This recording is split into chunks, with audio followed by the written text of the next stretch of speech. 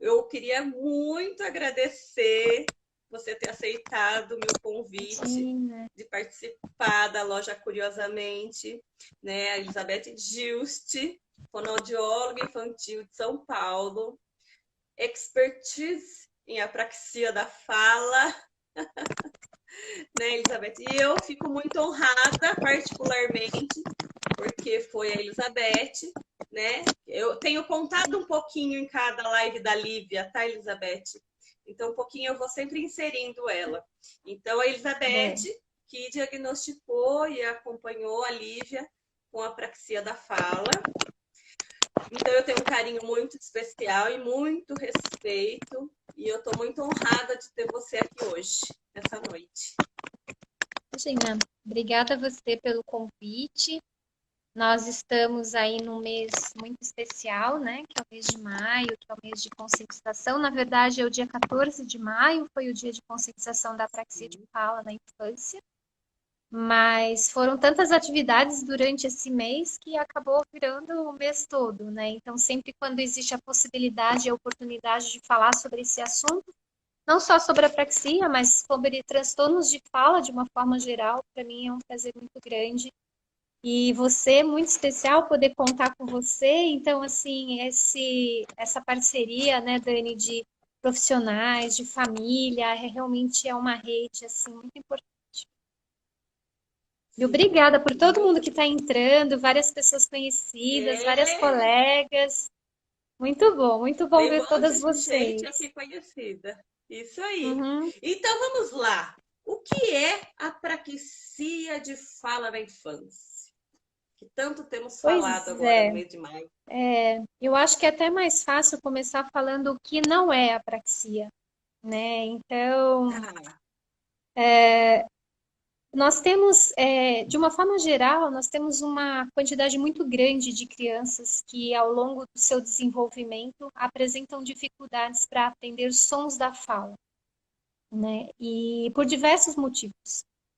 E essas dificuldades, elas têm sido classificadas em tipos de dificuldades ou de transtornos de fala. De uma forma geral, muitas crianças, a maioria, né, cerca de 83, quase que 84% das crianças que vão ter alguma dificuldade para apresentar, para aprender sons de fala, é por motivos relacionados à falta de estímulo, um atraso mais simples, por crianças que têm infecção de ouvido com uma certa frequência, ou até crianças que têm dificuldade para aprender as regras, né? Então, as regras do som, considerando aí uma dificuldade um pouco mais relacionada a aspectos da linguagem. E então 83, quase 84% das crianças está dentro desse grupo. Agora nós temos um outro grupo de crianças, né, cerca de 17%, terão dificuldade para aprender os sons da fala por dificuldades motoras. Então, a gente tem que entender que para aprender os sons da fala, a gente precisa ouvir, a gente precisa de estímulos, a gente precisa saber, a gente precisa perceber, discriminar os sons, e a gente precisa de movimento. Então, quando a gente fala de apraxia de fala na infância, por que é tão importante falar sobre esse tema? E por que eu comentei no início que é até mais fácil a gente falar sobre o que apraxia não é? A apraxia não é um simples atraso de fala. A apraxia não é algo que, em pouco tempo de tratamento fonoaudiológico, a criança vai se recuperar e vai seguir vida normal, né? A apraxia não é preguiça para falar. A apraxia não é sinônimo de imaturidade ou falta de estímulo. A apraxia não significa que a criança é filha única ou que a criança, o que está faltando, ou basta colocar a criança na escola e isso vai se resolver. A apraxia é um transtorno, é uma dificuldade, é um distúrbio neurológico. Por que é neurológico? Porque são áreas motoras do cérebro que não envia os comandos, não consegue planejar ou não consegue ativar os articuladores para se movimentarem. Então, quando nós pensamos na fala, a gente tem que ter movimento desde a parte, a gente tem que ter um suporte respiratório para a fala, a gente tem que ter as cordas, as pregas vocais fonando, a laringe fonando, a gente tem que ter movimento de mandíbula, dos lábios, da língua, do palato, né, do céu da boca. Então, assim, a gente tem várias estruturas, vários articuladores. E na apraxia, as crianças, elas entendem, elas sabem que é a bola, ou que a pipoca é pipoca, elas têm o conceito, elas têm a intenção de falar, mas quando o cérebro vai posicionar os articuladores para a produção da fala, ele não consegue, ele falha nesse planejamento. Os pais percebem um esforço, né? Os pais percebem, a sensação que dá é que parece que está na ponta da língua ali e a criança, a boca dela realmente Exatamente. não responde. Diferente que assim, e é no ato voluntário, né? Praxis é uma alteração no planejamento no planejamento e na programação de movimentos, né, voluntários. Por quê? Ela pode usar, né? Então você olha para a criança, ela não tem uma malformação da língua, ou não está faltando um pedaço do céu da boca, ou o lábio não está funcionando direito. Não. Ela consegue usar essas estruturas, por exemplo, para outras funções, por exemplo, para comer. Não é uma paralisia, é uma falta de organização do movimento, né? Então, a apraxia é um transtorno motor que acomete o planejamento, a criança não, o cérebro não envia os comandos para os articuladores se posicionarem num tempo certo, numa direção certa, numa velocidade certa, numa quantidade certa de força. Então, todas essas características é o que nós chamamos de parâmetros especificadores de movimento. A criança com apraxia não sabe posicionar os articuladores para falar. Uhum, uhum, uhum. E a gente consegue falar em causas da apraxia? Conseguimos sim. Hoje em dia, a apraxia, as causas, elas são divididas em 3 grandes grupos, né? Nós temos desde crianças que têm algum achado neurológico, então são crianças que tiveram um trauma craniano, ou que nasceram com uma malformação de alguma área do cérebro, ou a criança teve um AVC, né, intraútero, por exemplo, a criança teve uma falta de oxigenação muito grande durante o parto, uma intercorrência muito grande, e ela ficou com uma lesão, com uma sequela em áreas motoras da fala. E aí essas crianças, quando fazem exames, por exemplo, uma tomografia, os médicos pedem, uma ressonância, pode até encontrar, sim, ali alguma alteração. Nós temos um segundo grupo, que são as crianças que podem ter apraxia de fala, vindo como combinada com outros diagnósticos, né? Então, a apraxia, ela é mais uma manifestação dentro de um quadro maior. Então, nós temos, por exemplo, crianças que têm uma alteração genética, então, por exemplo, a síndrome de Down, a síndrome do X frágil, são síndromes mais conhecidas por nós, mas hoje em dia a gente já tem uma série de microdeleções, falhas em alguns cromossomos específicos, onde a criança pode ter questões comportamentais, questões físicas, questões cognitivas e pode ter também uma apraxia. Então, é a apraxia ocorrendo, né, com outros transtornos do neurodesenvolvimento. Essas crianças muitas vezes podem fazer exames como tomografia e ressonância até não dar nenhuma alteração visível, porque o exame não foi sensível para essas alterações. E a gente tem o terceiro grupo, que são as idiopáticas. Tem crianças que não têm nenhuma síndrome, que não teve nenhuma intercorrência neurológica importante, não ficou, de repente, internada numa UTI neonatal, não teve nada assim significativo, e mesmo assim elas têm uma imaturidade, elas têm uma dificuldade muito grande para desenvolver a fala, né, que são consideradas as crianças idiopáticas, que eu costumo dizer, Dani, que por enquanto elas são de idiopáticas, porque a gente tem vários estudos aí tentando buscar, né, hoje, exames como ressonância, tomografia, para os transtornos de fala, geralmente eles não são sensíveis, né, porque essas alterações, esses transtornos, eles são transtornos que afetam a função, né, toda a circuitaria, né, se a gente for pensar, imagina, é como se fosse realmente algo elétrico, assim, né? Que a gente vai juntando uma coisa na outra, pensando em regiões do cérebro que se comunicam o cerebelo, que se comunicam com os articuladores. Então, assim, pensar fala, fazer diagnóstico de transtornos de fala e principalmente tratar os transtornos de fala, a gente está lidando com a habilidade mais complexa do ser humano, né? Muitos animais têm cérebro, mas é só o cérebro humano que foi capaz de desenvolver a fala articulada como nós. Então, a gente está falando de redes neurais, de algo realmente bastante complexo e que até para a ciência ainda tem muita coisa a ser desvendada. Né? Sim. As crianças idiopáticas é um número menor. Normalmente Idiopáticas. existe. Então, e não, né? Como que eu posso explicar isso? De uma forma geral,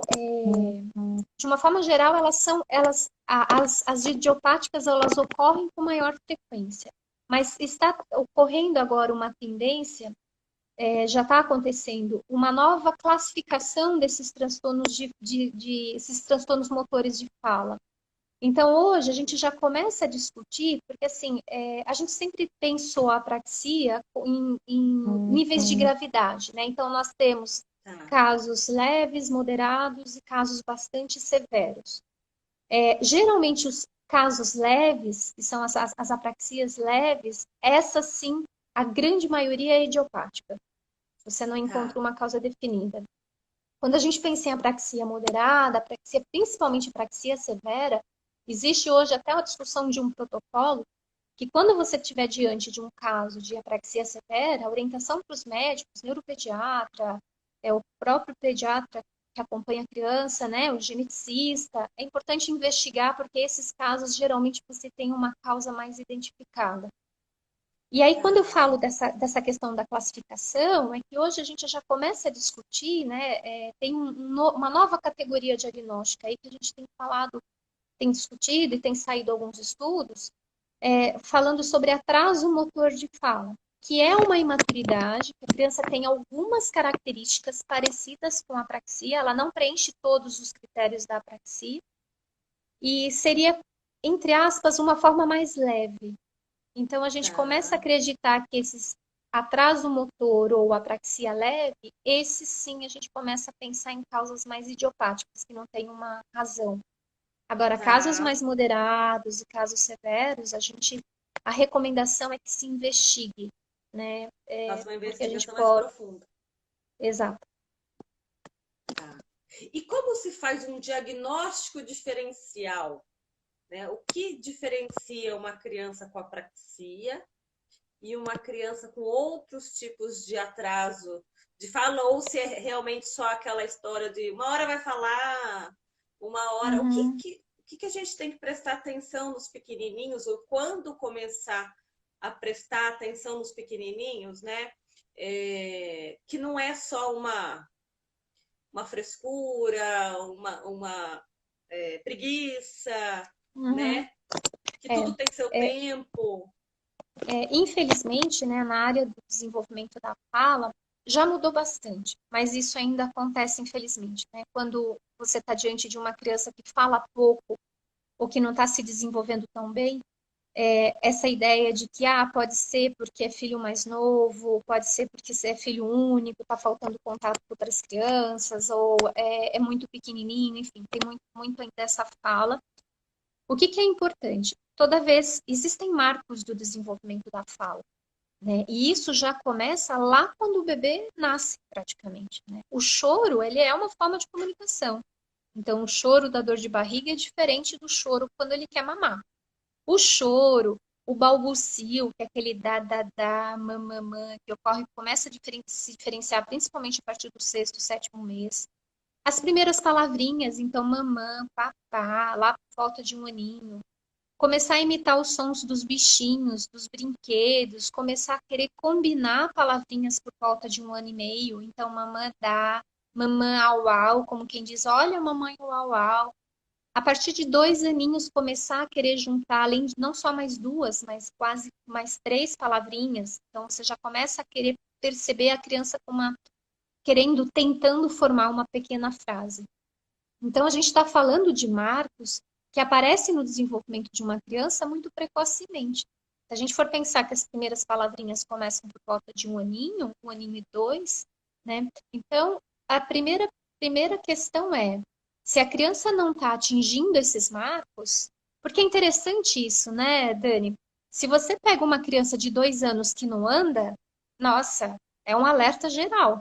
Todo mundo repara, né? Nossa, tem 2 anos e ainda não anda. Agora, se você pega uma criança de 2 anos que não fala, tá tudo bem. Passa. Ela é novinha, passa. Então, é essa mentalidade que a gente tem que mudar. Essa fala de que não compare uma criança com a outra, que cada uma tem seu ritmo. Ok, cada uma tem seu ritmo, está dentro de um contexto familiar, nós somos diferentes uns dos outros. Quem tem irmão sabe que até dentro da própria família os irmãos são diferentes.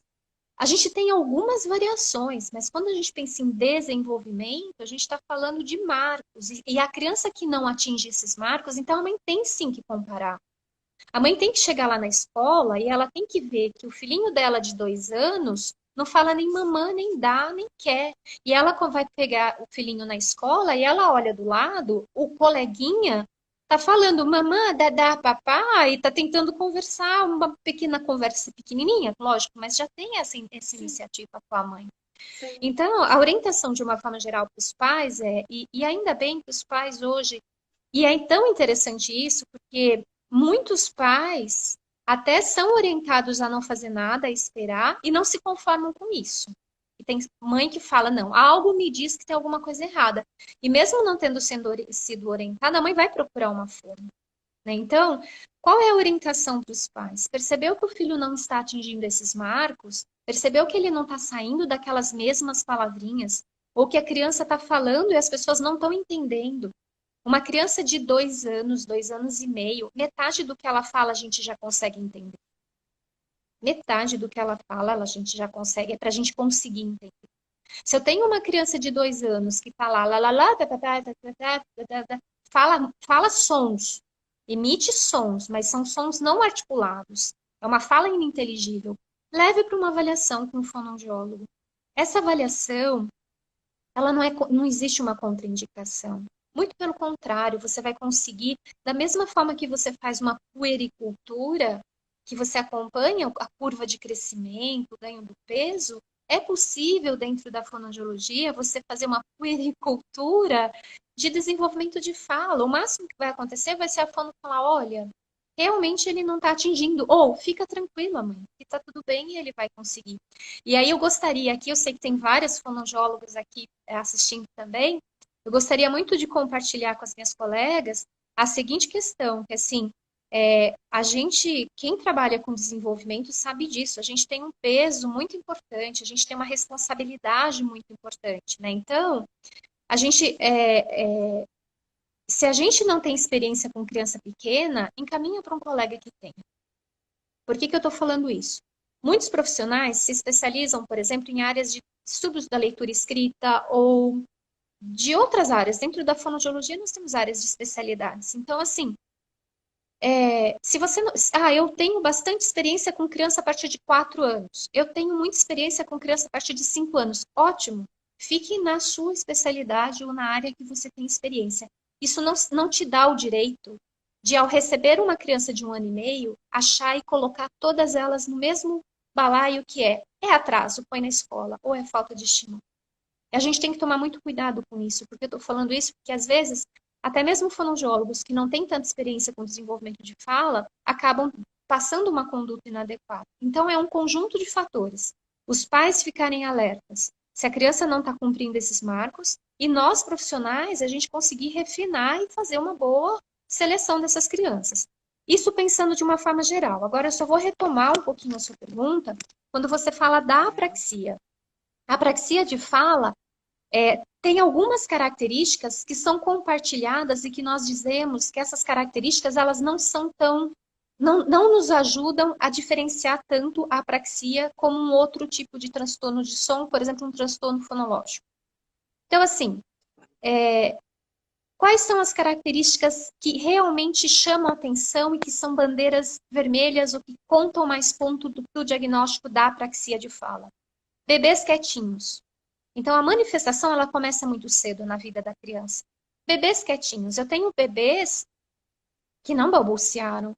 Ou bebês que, quando você faz essa recordação com os pais, eles falam. Ele emitia uns gritinhos. O, a. Mas sílaba, dá, eu não ouvia. Crianças que já bebezinhos apresentam um histórico de ter tido alguma dificuldade de alimentação. Ou não mamou no peito, ou teve dificuldade para mamar. A introdução das papinhas não foi tranquila. Eu tenho criança que relata, a mãe fala, eu ia com a colher para dar a papinha para ela e ela não abria a boca. Ela estava lá, ela estava vendo a papinha e ela levantava os bracinhos, ela não abria a boca. Olha uma questão, ela entende, ela tem a vontade, ela não conseguia fazer o movimento de abertura de boca para puxar a papinha da colherzinha. Então, bebês quietinhos, históricos de dificuldades de alimentação.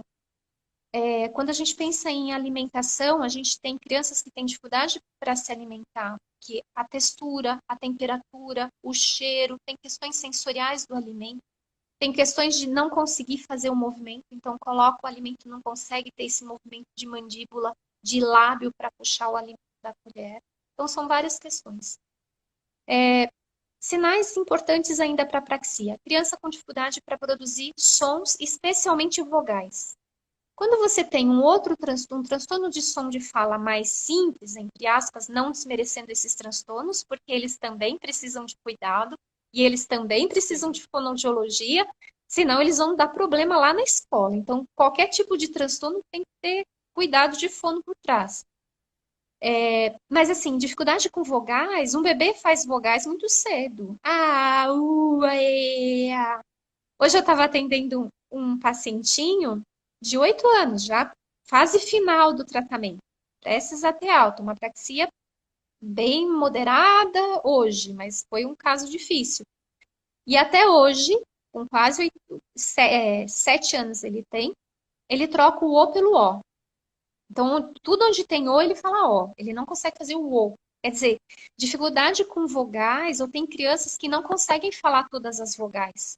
Então, a partir de 1 ano e meio, a criança, até antes, mas a gente coloca um pouquinho mais, até 1 ano e meio, criança que troca vogal, que não consegue emitir todas as vogais, é um sinal de alerta, porque movimento para vogal é um movimento complexo, e por isso que eles acabam tendo essa dificuldade. Outra marca para apraxia importante é a criança ter esse esforço. Você vê que ela não posiciona, ela fica procurando, ela fica ensaiando, parece que ela fica ali buscando o movimento. E os pais falam, nossa, parece que ela se esforça, mas ela não consegue. E uma marca importante da apraxia é uma alteração da melodia da fala, que você não percebe em outros transtornos de fala, Dani. A apraxia, você ouve uma quebra, você ouve uma fala pipoca, você escuta pausas num tempo maior. Você vê que quando a criança vai transitar de uma sílaba para outra, é quebrado. Ou é uma pausa mais prolongada, ou você ouve uma quebra. E aí fica uma fala ta, ta, ta, ta, ta. É uma fala que a gente fala num padrão staccato, aquele padrão, né, aquela falta de ritmo, aquela fala robótica. Alguns pais falam, ele fala igual um sotaque estrangeiro. Essa fala de sotaque estrangeiro liga farol amarelo e fica piscando, pensando no diagnóstico da apraxia. A criança com apraxia, ela pode ter histórico de perda de palavra. Ela conseguia falar a palavra e ela deixou de falar. A criança com apraxia, diferente de outras crianças, uma criança com um transtorno mais típico, vamos dizer assim, mais comum de fala, você ensina para ela o som do K, por exemplo, a letra K, ela demora um pouquinho e daqui a pouco ela está fazendo esse K com A, K com O, K com I. No começo da palavra, no final, ela vai criando raízes e vai conseguindo fazer esse som em vários lugares. A criança com apraxia, você ensina o K, ela faz com A, mas ela não consegue fazer com O. Então ela fala K, mas ela não consegue falar o CO. Ou ela fala K na palavra KK. Mas se ela tiver que falar boca, que o K vai para o segundo lugar, ela já não consegue falar mais. Então, tem várias características que tudo isso que eu estou falando tem um porquê.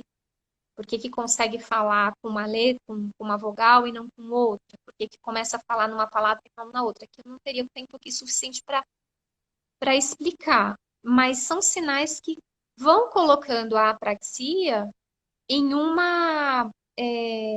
vai ajudando a gente a refinar e a diferenciar esse diagnóstico de outros transtornos de sons da fala. Por que que isso é importante?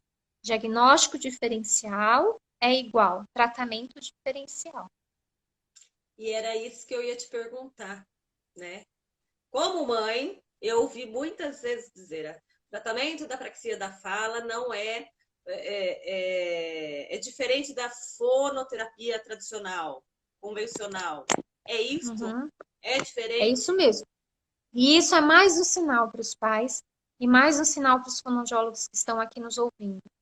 Se você está tratando uma criança dentro de uma abordagem tradicional de terapia de fala, e fazer terapia de fala é arroz com feijão da fonoaudiologia, é o que a gente aprende na faculdade.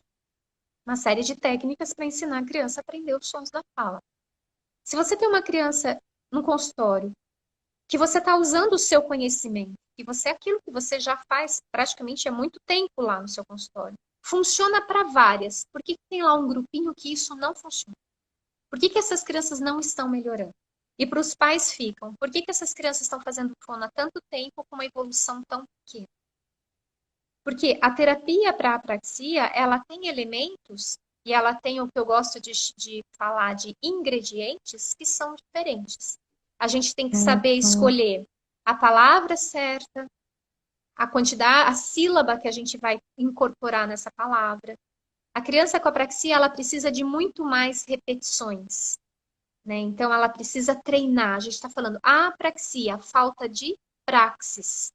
Praxis é o quê? Planejamento de movimento, é ação.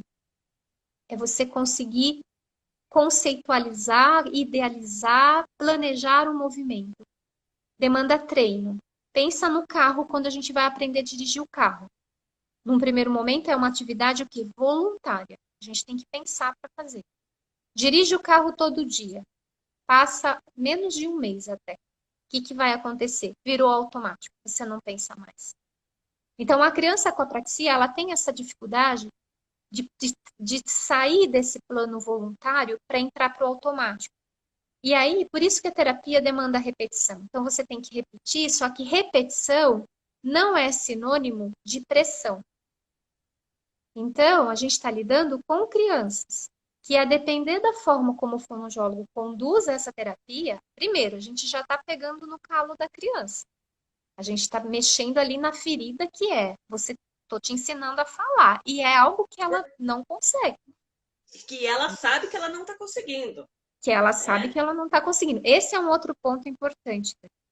Quando a gente pede algo para essas crianças que elas não estão prontas para dar, ou isso desmotiva, vira um desinteresse, consequentemente uma falta de evolução, ou a criança começa a criar uns maneirismos, a criança começa a automatizar umas coisas erradas. Então, quantas crianças a gente vê que vem com uma fala, às vezes é até mais difícil você tratar uma criança que já automatizou uma fala inadequada do que você começar do zero e começar a tratar uma criança que não tem fala. Às vezes, aquela que já criou uma língua própria, para você tirar isso, porque isso já está no automático. E muitas vezes essa língua própria foi até efeito de algo que estava sendo cobrado dela, demandado, e ela buscou ali uma saída. E foi desse jeito que ela conseguiu. Então, quando a gente fala assim, o que eu gostaria de pedir para as pessoas, não minimizem tratamento de apraxia. Porque muitas vezes, como a gente tem falado muito de apraxia ultimamente, né, agora tem se falado bastante, qual que é o desafio do fonoaudiólogo hoje? Conseguir fazer esses diagnósticos diferenciais, para não começar a ter muito diagnóstico de apraxia, falar que apraxia não é. Isso gera angústia nos pais e a gente tem que, enfim, né, não é o diagnóstico correto. Mas, assim, uma coisa que é importante, a gente conseguir... e quando a gente fala hoje em dia de tratamento de apraxia, muitas pessoas falam, eu já sei, trabalha com palavra, começa trabalhando palavrinha curta, depois aumenta, Trabalha com palavra, não trabalha com som. A gente tem que repetir, repetir e tem que usar pistas multissensoriais, tem que mostrar o movimento, fazer um gesto, explicar o movimento da boca, mostrar a figura da boca, tá? Não minimizem tratamento de apraxia, porque é muito mais que tudo isso. Porque para cada criança você constrói um raciocínio, um planejamento específico para aquela criança. Então, o que é bom para uma criança, de repente, para uma criança a palavra papá, papá, de papai, é ótima. Só que para outras, essa não vai ser uma boa palavra. Se você começar por aí, você vai reforçar, de repente, o tatá que ela já está falando errado, que ela já criou. Então, a gente tem que pensar na palavra, na repetição, na combinação de sílabas que a gente vai usar para formar palavras novas, o tipo de pista que a gente vai usar para a criança. Tem criança que, se você ficar mostrando figura, ela vai ficar olhando para tal da figura, ela não está olhando para você. E olhar para você, aqui está o melhor modelo. E tem criança que, para você conseguir esse foco de olhe para mim, vai tempo na terapia, porque às vezes ela não parou nem para ela não sabe nem quem ela é. Quanto mais ela querer olhar para você. Se você cobrar algo demais, você gera uma frustração. Se você começar a facilitar demais, o tempo está passando. E você já podia estar numa evolução um pouco mais rápida. Trabalhar apraxia não é trabalhar palavra, não é trabalhar monossílabos ou dissílabos. Você tem que ir fazendo ajustes no decorrer desse tratamento. Você começa com palavrinhas mais simples, estruturas silábicas mais simples, mas a criança com apraxia é a criança que vai ficar com sequelas, entre aspas, em frases. Ela vai ter dificuldade para formar frases mais longas, ela vai ter dificuldade para cantar, ela vai ter dificuldade para fazer frases com diferentes entonações, porque ela tem aquela fala mais robotizada. Ela vai ter dificuldade para lidar com estruturas silábicas mais complexas, com palavras multissilábicas, ambulância, telefone, maracujá, que nem hoje. Hoje, na semana passada, um pai me perguntou, Elizabeth, pelo amor de Deus, não há meio dele falar Y. Chega no Y, ele não fala Y. Imagina, hoje, essa é a demanda para um garotinho de 7 anos que não está conseguindo fazer o Y, que assim, que com 4 anos não falava quase. Então, as demandas, Dani, elas vão sendo ajustadas. E o fonoaudiólogo, ele tem que estar atento a esses ajustes, entende? Então, assim, eu falo que a gente vai construindo escadinhas e a gente vai ter que começar do que é mais simples para aquilo que é mais complexo. Então, é uma terapia dinâmica. No meio disso tudo, você não pode perder a criança, porque se você pegar de pesado, a criança não quer mais ir na sua sessão. Criança que chora para ir na fono, que chora demais, tem alguma coisa estranha aí. Ou é a demanda, ou falta o reforçador, ou é alguma questão comportamental mais importante. Só estou colocando isso porque, de uma forma geral, a primeira coisa que se levanta, e é normal a gente faz isso, é o comportamento. A criança não colabora. Eu concordo. Tem muitas crianças que não colaboram e tem muitos pais assistindo aqui. Pelo amor de Deus. Rotina, limite, regras. Ajuda muito a gente na terapia. A gente precisa colocar isso para as nossas crianças. Falando pouco, falando errado, com autismo, com síndrome de Down, sem autismo, não importa. A criança precisa de organização, de regra, de limite. A criança precisa disso. E quando elas têm isso no ambiente familiar, elas chegam, a gente consegue trabalhar melhor isso nas sessões e ajuda a gente a ganhar tempo para chegar naqueles pontos específicos que a gente precisa trabalhar com a criança. Mas, assim, por isso, são vários elementos que fazem ser uma terapia diferente, né? Você saber falar quando que você fala para a criança que está errado ou quando que está certo, ou que jeito que você fala que está errado. Uma criança numa terapia mais tradicional, se ela fizer bola e ela falar boia, você vai virar para ela e falar, como boia? Ela vai falar, bola. Ou você vai dar o modelo, bola, e ela vai falar bola. Para a criança com apraxia, você pode falar bola 1000 vezes, não vai sair a bola. Não é a mesma técnica. Por isso que faz ser uma terapia diferente. E é diferente também, Dani, porque a gente vem trabalhando muito. Se Deus quiser, a gente vai chegar lá. Saber que muitas pessoas saíram da graduação, nunca ouviram falar de apraxia em crianças. Então, o fonoaudiólogo, ele cai aí no mercado, na sua clínica, na instituição que trabalha, e ele não tem essa formação. Então, realmente, tratar a apraxia, ela é como se fosse uma subespecialidade dentro de uma especialidade, algo que demanda, né, as pessoas estudarem. E a gente tem uma falha, não só aqui no Brasil, mas isso é uma coisa que eu vejo, eu viajo, vou para congressos internacionais, converso com colegas que moram em outros países, é uma coisa que é geral, né? Mas que devagarinho é assim, com dia de conscientização, agora com essa pandemia, com live, com um folder que você leva na escola do seu filho, né? Eu falo que a Abrapraxia, a Associação Brasileira de Apraxia de Fala, fundada em 2016, deu voz às nossas crianças, né? Hoje a gente tem esse diagnóstico sendo considerado, sim, no consultório do neurologista, do pediatra, do terapeuta ocupacional, do psicólogo, né? Que acho que até a gente vai entrando aí numa outra questão, que é a questão de quem faz esse diagnóstico, né? Então, assim, mas é Sim. algo que é comentado e com o tempo a gente vai mudando isso, os pais vão se informando, tem muitas mães que sabem mais apraxia do que até o fonoaudiólogo. E quem é fonoaudiólogo que está me ouvindo não é para ficar chateado com isso, porque sabe disso. Porque às vezes a mãe é o filho, né? Se tiver que atravessar o oceano, atravessa aqui que vai chegar do outro lado, vai estar falando, a mãe vai atravessar, né? Você me permite uma fala, Claro, né? Como mãe de uma criancinha, de uma menininha que vai fazer 7 anos com apraxia de fofa, fala, né? uma fofa. Então, isso que a Elizabeth está falando tanto assim, fonos, colegas, amigas, vamos lá, vamos abraçar a causa, vamos estudar. Eu vou falar como mãe da Lívia, de alguém, mãe de primeira viagem, eu sou psicóloga, mas isso na hora de ser mãe não ajuda muito, tá? Até pelo É, contrário, né, Dani? Até fica mais é, difícil, né? é. E quando a gente percebeu que a Lívia não falava nada com 2 aninhos, no pediatra, esse relato que a Elizabeth faz é real, porque foi tudo que a gente viveu. Um bebê quietinho, que não balbuciava, que teve dificuldade de alimentação, dificuldade de comer até hoje. Então, assim, ó, esse não escutar as mães quando te procuram, né? Os profissionais da saúde, quando o olhar da mãe fala assim, tô achando que tem alguma coisa errada, né? Se eu fosse esperar o pediatra da minha filha, apesar de eu gostar muito dele, ele me mandou esperar até os 4 anos, né?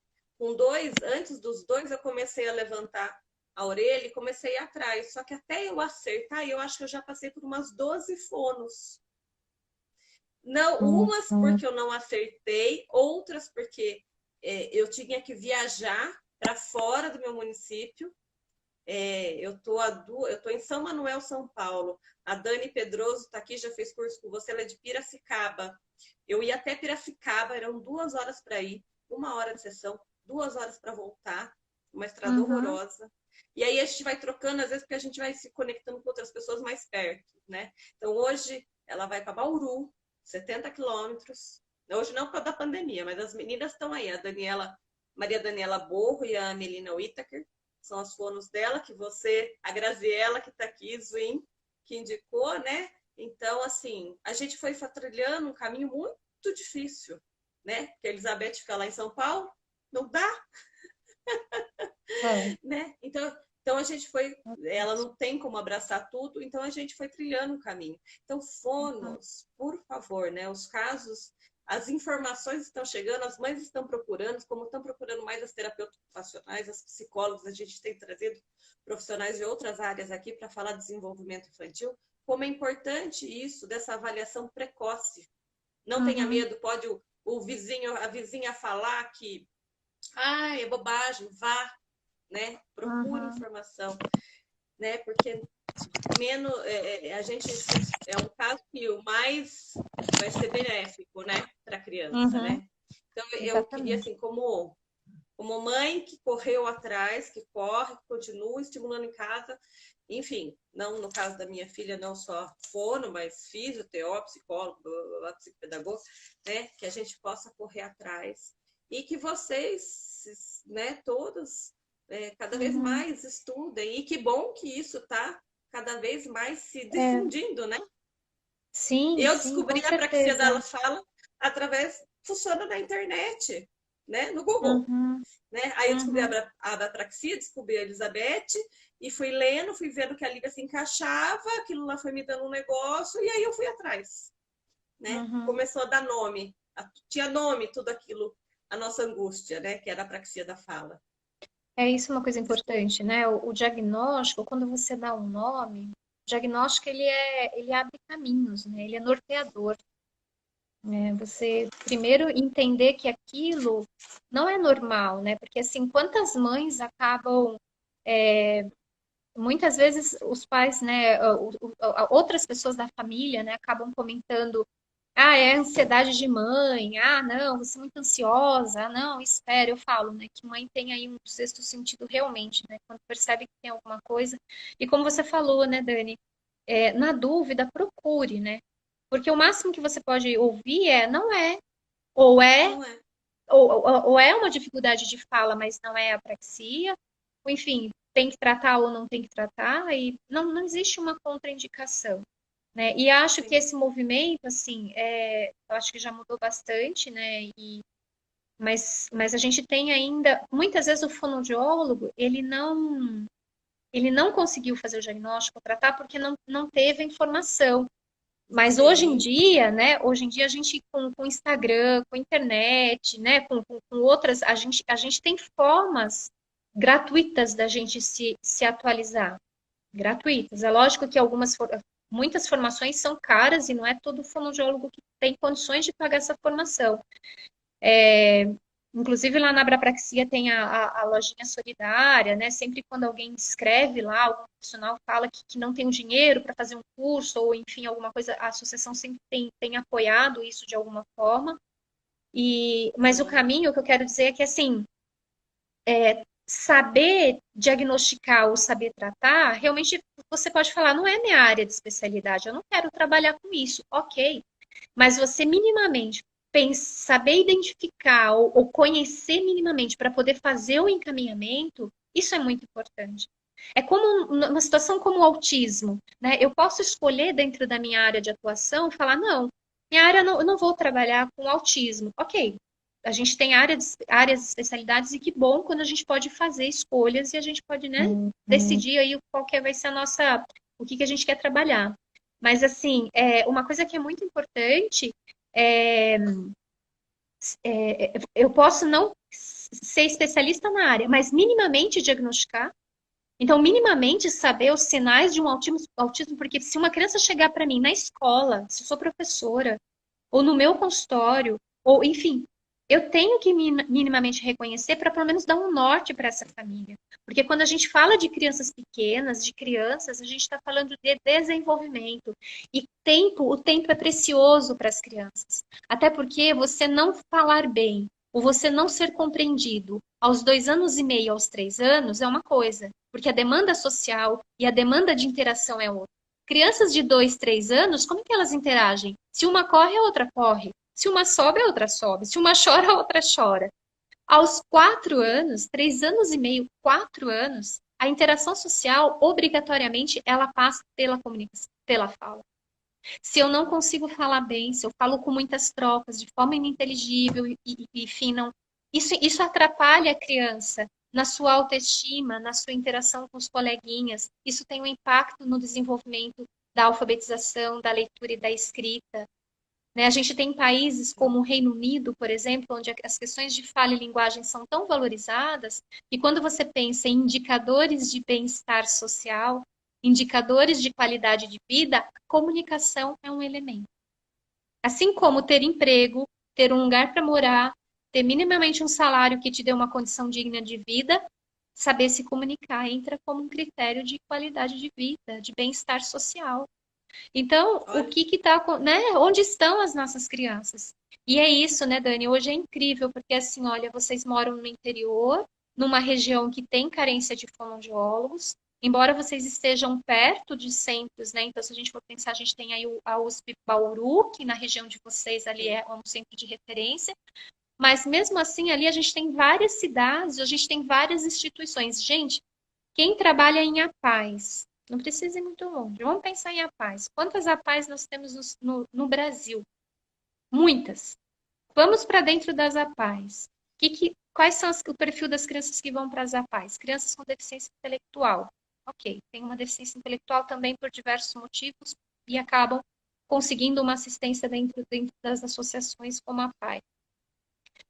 Quantas crianças que estão lá dentro que ficaram deficientes? Não são deficientes. Por quê? Pela ausência da fala. Ou porque a fala é tão ruim e isso gerou um impacto no desenvolvimento cognitivo. Então, imagina, a fala, o desenvolvimento da fala é um pilar que sustenta, de sustentação para tantas outras habilidades. Então, alerta máximo. Se eu sou pediatra, se eu sou neuropediatra, e essas crianças, a gente estava falando das idiopáticas, essas sofrem muito, Dani. Porque quando você tem uma criança mais grave, que vai chegar lá com 2 anos, às vezes ainda não está andando bem, ou tem uma base, né, que anda com a perninha meio instável, não tem um equilíbrio bom, não consegue usar bem as mãozinhas e não consegue falar bem, não compreende bem, então você, nossa, é algo que chama mais atenção. Esses casos, eles são muitas vezes melhor peneirados ou mais investigados. Agora, se você pega uma criança que está te olhando, que está sorrindo, que entende tudo que você fala, vamos pedir um exame para ver o que dá. Pode pedir, vai vir normal. E aí você tem exames normais, uma criança inteligente, uma criança que interage, olha que fofa. Ela responde, ela sorri, ela brinca, mas ela só não fala. Então espera, vai amadurecer. Dói na alma, dói na alma. A gente não pode deixar isso acontecer.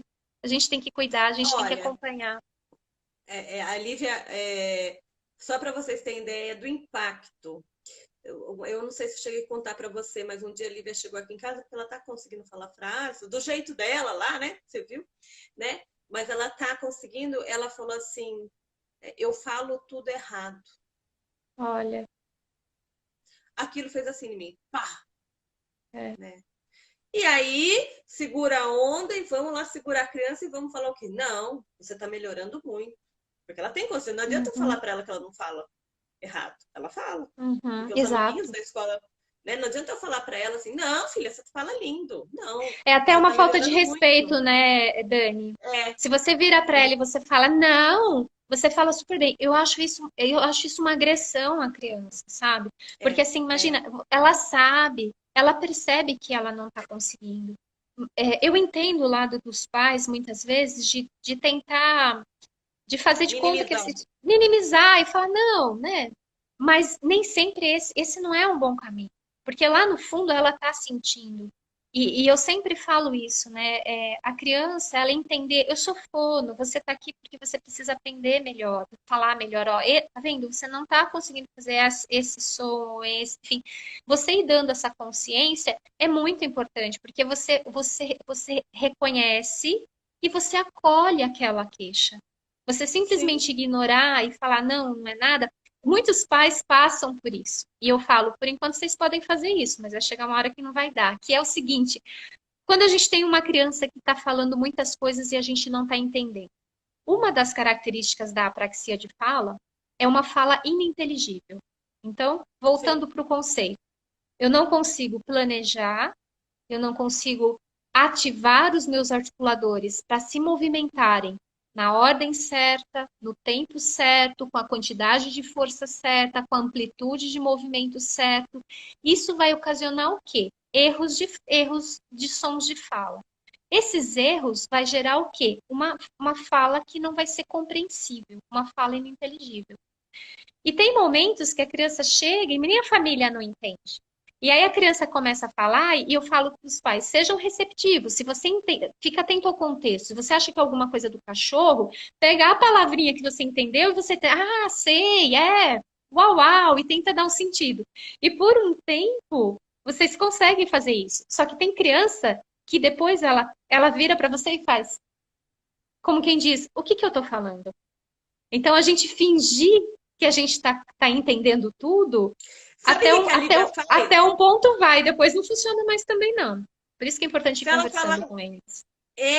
Ela sabe o que ela faz para saber se eu entendi ou qualquer pessoa de casa entendeu? Ela fala assim, isso é um celular. Se eu falar ela não para. Isso é um celular. Eu falo, isso é um celular. Aí eu tenho que falar para ela, Lívia, isso é um celular. Mas por quê? Porque eu já entendi que ela quer ter certeza que Ela tá eu testando. entendi o que ela está falando. Ela está me testando. Então eu sempre dou Exato. isso. E quando eu não entendo, sei lá, ela fala copo e eu entendo rodo, tá, gente? Ela fala copo, eu entendo rodo, eu falo rodo. Ela fala, não é, né? E ela vai mostrando, e aí ela dá um jeito de fazer entender, e eu vou prestando atenção, mais apurando a minha Uhum. fala, a minha escuta com ela, né? E É, até, né, Dani, eu acho que é legal a gente falar sobre isso também, já que a questão da falta de inteligibilidade é uma marca para essas crianças, né? Tem situações que nem os pais conseguem entender a Elizabeth, criança. deixa eu te interromper e perguntar uma Sim, coisa. Se cair, a gente pode entrar de novo? claro. Não sei que horas são agora. Tá dando tempo? Porque eu acho que daqui a pouco vai dar um tempo, acho que deve ter uns 2 minutos. Olha como Tá, voa. E aí, o que que boa. eu vou fazer? Se você permitir, né? A gente ficar Claro, mais um fica. pouquinho, tá? Pode, A pode. gente, Vamos só lá. para não acabar assim, né? Sim, Então, eu sim. vou gravar no Combinado. IGTV essa e a gente reabre outra, é rapidinho. Eu entro de Tá volta. ótimo. Eu dou um toque para vocês, tá? Porque Combinado. tem tanta gente aqui, tá? E tem um monte de gente fazendo pergunta, gente. Eu tô vendo aqui, mas a gente não tá conseguindo responder, né? Tem muita Tá. pergunta. Aí, Dani, por exemplo, Vamos né, falar da já que a gente está inteligibilidade. falando aí de inteligibilidade, né? Tem crianças que mesmo os pais têm dificuldade para entender o que a criança está dizendo, né? E aí só gostaria de lembrar que assim, não esqueçam que além da comunicação verbal existe a comunicação não verbal. Então é importante os pais ficarem atentos, gente, expressão facial, é, incentivar o uso dos gestos. Tem criança que por um tempo para ela poder se comunicar, ela vai ter que usar gestos. A própria comunicação alternativa. Não tenham preconceito, não tenham receio de usar a comunicação alternativa. Isso não vai atrapalhar o desenvolvimento da fala. Então, assim, a gente tem que ir criando mecanismos. Quando a gente fala que a gente quer dar voz para essas crianças, tem crianças com apraxia que vão evoluir bem, principalmente quando o diagnóstico é precoce e quando está em tratamento com fonos com mais experiência no tratamento. E o caso não é tão severo. Então, elas vão ter uma evolução e muitas vão crescer e você não vai perceber assim, ah, não, essa criança tem uma apraxia. Agora, quanto maior vai ficando a gravidade, casos já moderadamente severos para casos severos, eles vão ter mesmo quando adultos, eles vão ter sequelas no desenvolvimento da fala. E aí, por isso que, assim, isso da gente criar formas alternativas, uma comunicação alternativa, em relação à própria questão da alfabetização, não tenham receio de alfabetizar as nossas crianças. O fato da fala ainda não estar organizada não significa que elas não têm condições de serem alfabetizadas, né? Então, assim, fiquem atentas aos métodos de alfabetização, aos requisitos para alfabetização, a criança ter bom desenvolvimento de consciência fonológica, enfim. A gente tem, inclusive na Abrapraxia, agora, hoje é terça, né? Na quinta-feira a gente vai ter lá a live com a minha colega Monique Ferro, falando sobre alfabetização em crianças com apraxia. Tá? Recomendo as pessoas assistirem, porque o que, que a gente tem visto, né? Que as crianças que conseguem se alfabetizar, muitas vezes a alfabetização até flui melhor do que o próprio desenvolvimento da fala. E depois a alfabetização acaba ajudando também nessa organização da fala. Você falou da Ó, alfabetização, né? Para a gente quer falar voltar. só um pouquinho da alfabetização? E o pessoal está perguntando se você está atendendo online nesse momento. Tenho feito, sim, alguns atendimentos online. Está um pouco congestionado, mas eu Tá, tenho feito. E da tá. alfabetização, Dani, eu acho que o mais importante é a gente falar o seguinte, que para as pessoas não terem receio de se alfabetizar. Lógico que a gente tem aí alguns requisitos de alfabetização e tudo mais, que essas crianças elas são de risco para terem dificuldades no processo tanto de alfabetização como depois também posterior leitura e escrita, mas que de repente, mas que isso é importante a gente trabalhar também, porque isso pode ser uma ferramenta para a organização da fala também. Tá, tá.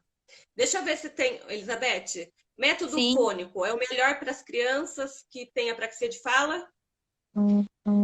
Então, eu sugiro vocês fazerem a live lá pela Abrapraxia na quinta-feira, com a Monique Ferro, que tem bem Ah, mais tá. experiência vai discutir essas questões de alfabetização. Tá bom. Não necessariamente o método, mas o que é importante a gente pensar? Quais são as habilidades que a gente tem que ensinar para essa criança? Fazer a criança entender a relação da letra com o som, a relação da formação da sílaba, a relação de consciência fonológica. Então, quantas sílabas tem a palavra, qual é a primeira sílaba, o que é rima. Tudo isso a gente vai ajudando a criança a pensar som e a pensar nessa relação de letra-som. Isso com certeza ajuda e com certeza dá mais resultado do que se a gente pensar numa coisa mais globalizada, que depende de memória, que depende de, enfim. Essas crianças, elas Tá. precisam de um direcionamento, de um norte, de treino de habilidades de linguagem, junto com a alfabetização. Não é só a letra pela letra, tem que ter significado, tem que ter contexto. São várias habilidades aí envolvidas. Tá. Uma perguntinha de mãe aqui, ó. Gostaria de saber como na prática dá para diferenciar apraxia, né, leve, moderada e severa. Como que uma fono Então, avalia? a gente não tem um protocolo assim validado. Para a gente fazer essa classificação, a gente considera algumas variáveis que são, por exemplo, depende do repertório de fala que essa criança tem, do quanto que essa fala é inteligível ou não, quanto por cento é possível entender da fala da criança, quantas consoantes e vogais essa criança tem na fala dela, quantas características ela tem da apraxia, ela tem todas as principais características ou não, a idade da criança, o nível cognitivo, crianças que têm um bom desenvolvimento cognitivo vão responder melhor ao tratamento. Então, depende de uma série de variáveis. É uma coisa bastante personalizada, depende de cada caso e de tudo isso que eu coloquei. Tá. Previsão de protocolos validados para o português? A gente tem várias Fono pessoas estudando. perguntando. A gente tem várias pessoas estudando. Lembrando que a gente ainda não tem um protocolo validado comercialmente falando, mas a gente pode ter, a gente vai ter, aí tem várias pessoas que vocês devem estar acompanhando aí estudando. Tem a equipe da doutora Márcia Kreski, Marilê, da Universidade Federal de Santa Maria, USP, Bauru, USP, São Paulo. A gente tem várias pessoas pesquisando.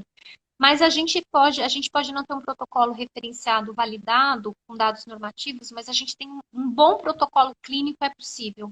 E aí fica a dica, para quem não conhece, a gente acabou no ano passado, lançamos no final do ano passado, o livro da doutora Margarete Fisch, que é Apraxia de Fala na Infância, Como Tratar. Esse livro vocês conseguem comprar via Abrapraxia. Esse livro é a Bíblia da apraxia de fala na infância. Vocês têm lá um capítulo inteirinho que fala de avaliação. Inclusive, tem um protocolo clínico descrito lá dentro. Então, quem é fonoaudiólogo, o livro foi traduzido para o português, né? É o livro clínico mais importante da área da apraxia de fala na infância. O primeiro livro em português sobre o assunto e que as pessoas podem comprar e ler em português, gente. Então, assim, fica a dica, quem não conhece, lá tem todo o passo a passo e como fazer essa avaliação. Vale muito a pena. Não dá para perder, né? Então, só não estuda quem não quer e ainda ajuda a apraxia desenvolver, né, as suas Exato. atividades de conscientização, informação de todo Exato, mundo. exato. A Fabiana está mandando uma mensagem aqui, a Fabiana Colavini, que é a presidente da Abrapraxia, que acessem lá a lojinha, a loja solidária da Abrapraxia, que é o site é apraxiabrasil.org, e vocês podem acessar e comprar esse livro. Quem quer trabalhar com a apraxia, mesmo quem não quer trabalhar na área, mas quer conhecer o tema para poder encaminhar, orientar a sua família e poder ter as condutas adequadas quando receber uma criança, leitura obrigatória. Aproveita a quarentena, inclusive, que Isso dá aí. tempo também para estudar mais aí, né? Isso aí. Ó, por favor, a Zuleika está perguntando: quando a criança fala e a gente não entende, a gente deve pedir para ela repetir, explicar para ela que não entendeu? Uma única vez. Então, se a criança falou e você não entendeu, peça para ela repetir pelo menos mais uma vez. Não fique insistindo na repetição. Lembrando que é importante ficar atento ao contexto, de repente pedir para a criança mostrar, de repente perguntar, falar, olha, mamãe não está entendendo. Tá na cozinha, mostra para a mamãe, é do cachorro, tentar de alguma forma ajudá-la a se expressar. E se tiver bastante difícil, conversar com a fono, ver se é caso de comunicação alternativa ou não. Ou então, Dani, tem uma conduta que eu sempre oriento os pais. Tenta fazer, por exemplo, faz um catálogo. Quando a gente vai num restaurante, a gente tem um cardápio e lá tem todas as comidas disponíveis. Faça a Tá, mesma coisa. Se você montar um álbum com a criança, um caderno, um álbum de fotos, onde tem pessoas da família, onde tem. Isso é uma forma de comunicação alternativa. Coloca, cataloga todos os desenhos que ela gosta de assistir. Tira uma fotinha, coloca Patrulha Canina, Dora. E aí você tem uma série de desenhos, né? Coisas que ela gosta de comer, de repente ela tá tentando expressar e não consegue, vai lá, pega na sua pasta, mostra pra mamãe. É de comer? É de brincar? É algum lugar que você quer ir? Então isso ajuda e isso diminui a ansiedade. Gente, é muito, muito difícil. Tem uma habilidade que nenhum profissional pode deixar de ter, que é a empatia, que a gente conseguir se colocar no lugar dessas crianças. Isso vale para os pais também.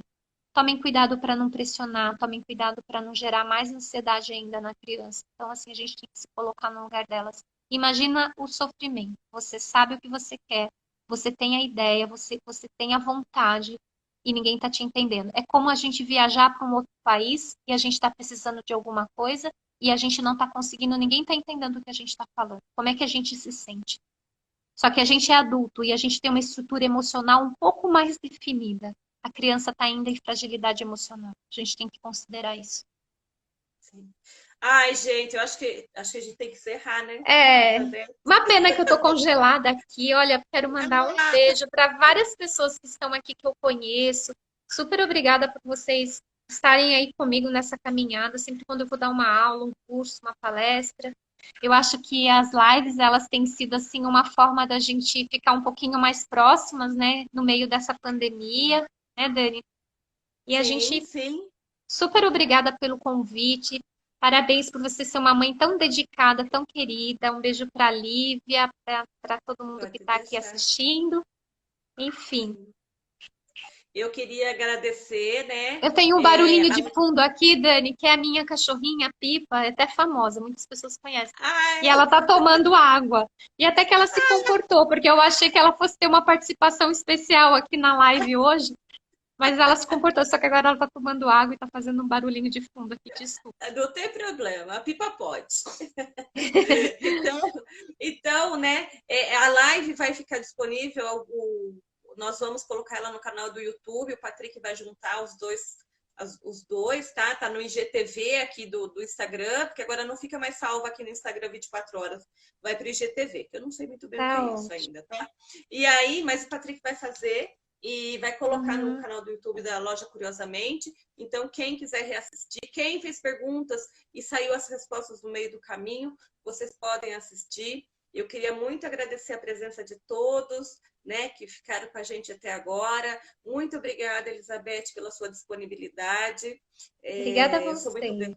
eu sou muito grata, a Lívia é muito grata, né? É. E a nossa família é muito grata, né? E que você continue aí disseminando, propagando o seu conhecimento com tanta generosidade, né? E dando voz às nossas crianças, junto com a Fabiana, junto com a Abra Praxia, que abriu portas não só para mim, como mãe, para as profissionais que acompanham a Live, já acompanharam, que daí também foram estudar mais. Eu me lembro que no curso que eu fiz com você lá em Bauru de Penetra, pelo menos 3 fonos que já tinham sido da Lívia estavam lá.